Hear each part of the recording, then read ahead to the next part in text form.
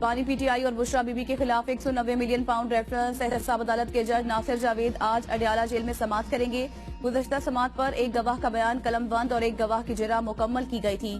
آج مزید گواہان کے بیانات قلم بند اور جرح کی جائے گی۔ بشرا بی بی اور بانی پی ٹی آئی کے خلاف عدت میں نکاح کیس۔ وکیل بانی پی ٹی آئی نے کہا کہ رضوان عباسی نے سزا دلانے کے لیے رات تک سماعت کروائی مگر اب موجود نہیں۔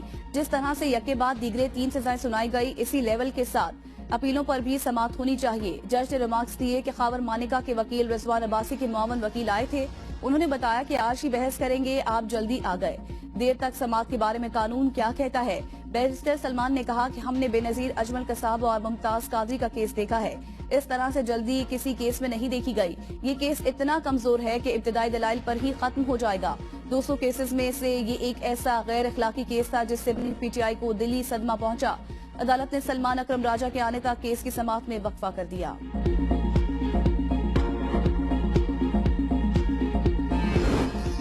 شیر افضل مروت کے وزیراعلی پنجاب پر جان سے مارنے کی سپاری دینے کے الزام۔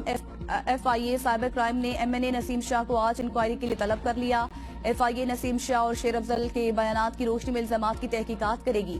شیر افضل کے جواب پر ایف آئی اے نے ایم این اے نسیم شاہ کو شامل تفتیش کرنے کا فیصلہ کیا ہے۔